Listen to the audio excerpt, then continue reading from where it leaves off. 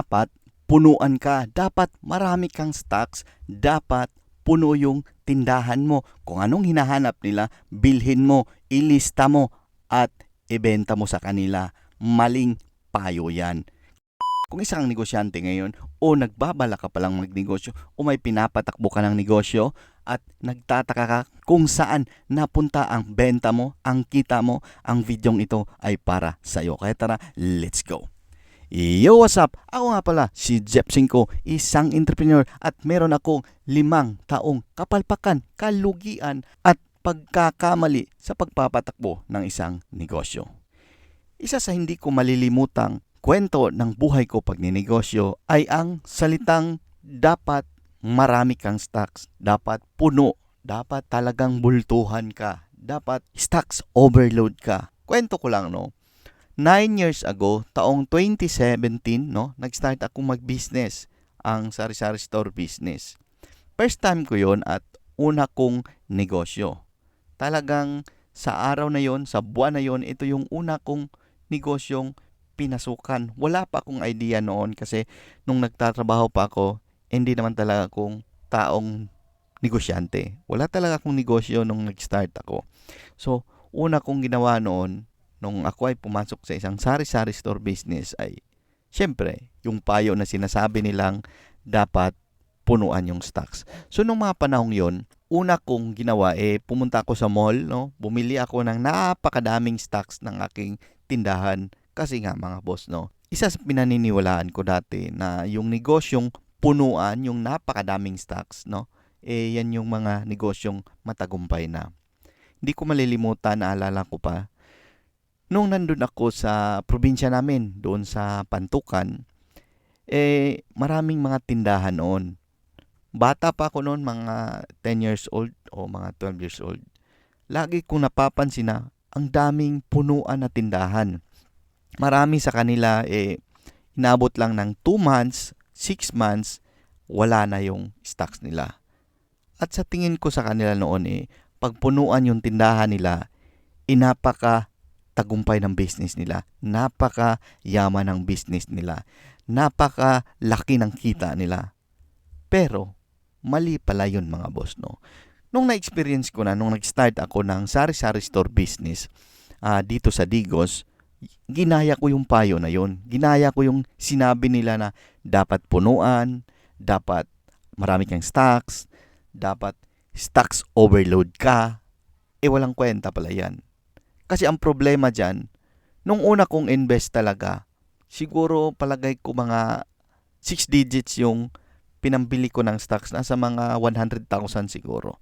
Ng mga sari-sari store na stocks. Ang una doon napaka-problema ko talaga yung mga chichirya. Hindi ko to malilimutan. Hindi ko alam na yung chichirya na yan, meron pala yung expiration date, no? Na-expire pala yan. So ngayon, first time natin magnegosyo, di ba? Wala pa tayong alam sa mga ganyang bagay. So ngayon, nag-start ako mga September siguro or October. So, inabot ng 2 buwan, 3 buwan, naging December na, January na. Yung una kong biniling stocks noong pag-start kong mag-business, siguro mga 100,000 yon. Ang problema, hindi siya nabenta lahat. Hindi naubos. So, inabot ng January na, hindi pa naubos yung stocks. Hindi ko naman alam na may expiration date yung mga produktong yon. So, pagkatapos ng January, February, nung minsan sinubukan kong kumuha ng stocks kasi nasa sari-sari store tayo. Kumuha ako ng isa, tinikman ko, kumain ako. Nung pagkalagay ko doon sa expiration date, abay expired na pala. So, hindi ko alam, hindi ko napansin. Ngayon, tinitingnan ko lahat ng produktong binili ko noong September. So, ang dami nun. Yun yung mga problemang pagkakamali ko sa yung sinasabi nilang dapat punuan, dapat stocks overload ka. Yan yung mga experience ko na yung mga expired na yon ay hindi ko na napakinabangan. Sinubukan kong binalik kasi yung iba doon is yung sa panel na mga track. Sinubukan ko na ibalik doon sa panel kung pwede pa. Pero ang sagot nila sa akin hindi na kasi dapat noong January pa lang naibalik ko na. Inabot na ng mga February, doon ko pa nakita. So, expired na pala at isa sa mga damage namin, losses na namin yon, lugi na namin yon kasi nga expired siya, hindi mo na mabenta, hindi mo rin maisauli, hindi mo maibalik sa kumpanya kasi hindi nila tatanggapin. So pagkatapos noon, sinara ko na yung negosyong yon at noon ngang 2021, nag-start kami ng aming salon. Ito yung Zell Salon dito sa Digos at dalawa at sa Kinapawan rin isa. Ngayon mga boss, same scenario rin, na-experience ko rin yung stock overload kasi nga nakalimutan ko yung scenario na yon, yung pangyayaring yon, hindi ko na maalala. So, same rin ang nangyari kasi mga boss, yung salon namin is nag-start noong 2021 at may branch kami sa Kinapawan nga, isa. So, ang nangyari ngayon, noong October yata, October, November, mga ganyang buwan, nagtataka ako mga boss kasi may benta naman. Nakikita ko yung benta, yung expenses nakikita ko rin. Pero hinahanap ko na asaan yung kita namin, nasaan yung profit namin. So, sa mga panahon yon, ilang beses kong pinag-aralan Tininan ko naman yung sales, yung expenses. Sakto naman, may tira. May kita. Habang tumatagal, inabot na ng mga December, naguguluhan pa rin ako. Bakit? Nasaan yung kita namin? Dito nga sa listahan ko, may kita naman, may profit naman, may natira naman, pero nasaan nga? Siguro mga first week siguro or second week ng December, doon ko pa nakita yung buong inventaryo namin, no? Kasi, kumuha na kasi kami ng system nung nag-start nung mga November, nag-start ng November, May system na kami tungkol sa aming salon, sa stocks, sa sales, sa customer. So, meron na kaming ganyan. Makikita na namin yung labas-pasok ng customer, yung stocks, yung sales, yung benta, yung expenses. So, ngayon mga boss, nakita ko doon sa inventaryo na yon, bakit ang dami naming benta pero walang natira. Yung expenses naman ayos lang din naman.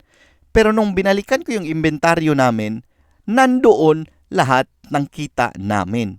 Nandoon sa stocks overload na yan. Kasi mga boss, no, ay hindi natin namamalayan.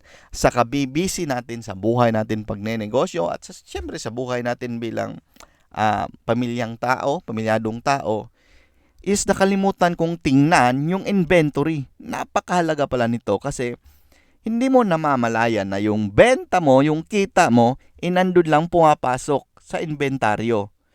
At ang problema mga boss, kadalasan tong nangyayari. Experience ko to sa isang sari-sari store business ko at na-experience ko ulit ngayon dito sa salon business namin. Na pag hindi mo napansin ito, na hindi mo nakita ito, yung inventaryo, ay nako mga boss, no, magtataka ka rin. Nasaan na yung kita mo? 'Di ba? So ngayon nang tiningnan ko, nandun lang pala nakasiksik sa aming stock room. Nandun yung pera namin. Nandoon yung kita namin na dapat sana mapaikot namin sa ibang bagay. Pero yun na nga, dahil sa pag-iisip, pag-uutak na stocks overload, dapat may stocks ka, dapat marami kang stocks, dapat punuan yung stock room mo. Kasi nga daw, yan daw yung sinyales. Sinyales pa Yan daw yung parang yan yung isang sukatan na tagumpay yung negosyo mo. Pagpuno yung inventaryo mo, pagpuno yung bodega mo, pagpuno yung stock room mo, tagumpay daw yung negosyo mo. Pero, ang katotohanan talaga niyan, sa likod ng salitang yan, natutulog yung pera mo. Natutulog mga boss. Hindi siya kumikita, hindi siya umiikot. Dapat umiikot siya. Pero ngayon, ang problema, nandun lang siya sa stock room, no? Nakatago. So ngayon, nung tiningnan ko yung problema naming stocks, doon ako nalungkot kasi napakadami nila ng stocks namin. Na stocks overload nga wala namang kwenta yun kasi nga natutulog. Hindi nga siya kumikita. Dapat na ipondo ko pa na ibili ko pa sa ibang gamit namin o sa ibang produkto namin. Kasi ganito kasi yan mga boss. Merong mga bestseller talaga dyan sa negosyo nyo. May bestseller talaga dyan. May mga mabibilis mabenta. So ngayon, ang nangyari sa amin, yung ibang produkto ay hindi namin nabenta. At yan pa yung mga hindi bestseller, andon nagkalat sa stock room, ang mamahal pa naman ng mga ngayon. Kaya, napansin ko, mali yung ginagawa natin. Mali yung payong stock overload talaga. Mali yung mga discarding. Dapat punuan yung negosyo mo. Dapat punuan yung tindahan mo. Dapat punuan yung stock room mo. Napaka walang kwentang payo talaga yan. Isa sa pinaniniwalaan ko sa mundo ng pagnenegosyo, meron na kasi akong 9 years na experience dito. Ang pagnenegosyo ay para kang nag-aaral. Para kang nag-aaral niyan kasi dapat araw-araw, buwan-buwan, linggo-linggo, oras-oras, dapat meron kang matutunan.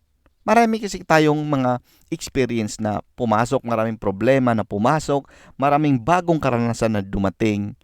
Kailangan mo lang mahanap kung bakit siya dumating, kailangan mo makita yung positive side niya at stay positive, choose positive. Piliin mo yung positibong nangyari kahit negatibo pa yung effect niyan. Kailangan mong makita pa rin yun. Kasi doon mo makita kung ano yung matututunan mo doon sa mga bagay na yun. Ang kalaban kasi natin dito, yung mga baguhang negosyante, yung mga nag-uumpisang mga negosyante pa lang, hindi natin alam. Tapos binigyan pa tayo ng maling payo na mag-stocks overload ka. Dapat punuan yung stocks mo. Dapat punuan yung stock room mo.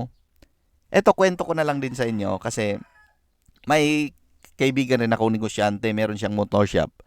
Tapos, nung na-experience ko to bandang October at November, hindi ko alam na na-experience niya pa rin to. Ngayong January, nagkausap kami. Sinabi sa akin, bakit ganun? May benta naman kami. Tapos, nakikita ko naman may natira talaga. May perang natira. Pero, nung hinanap niya daw, wala daw. Nasaan na daw yung pera? So, same scenario, same experience, no? Kasi nga, same lang naman tayo eh. Baguhang negosyante, nag-uumpisa pa lang, wala tayong alam sa ganyan, hindi pa natin nararanasan. Sa akin, 2 beses ko na experience.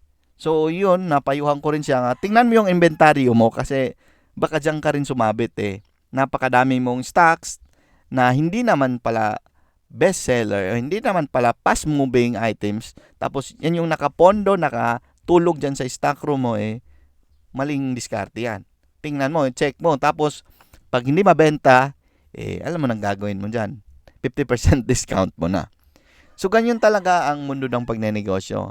Marami tayong kapalpakan, kalugian. Sa akin, experience ko 5 years ng lugi. Tapos, nung nag-start lang kami mag-salon, tsaka pa may nakabawi sa aming negosyo. Sa pagnenegosyo mga boss, is napakahabang problema. Ang pagnenegosyo ay para siyang buhay mo pagnenegosyo. Napakahabang lakbayin. Napakadaming problema na papasok sa negosyo mo. Pero isa lang naman talaga ang masasabi ko dito. Huwag ka lang tumigil. Mangarap ka ng malaki.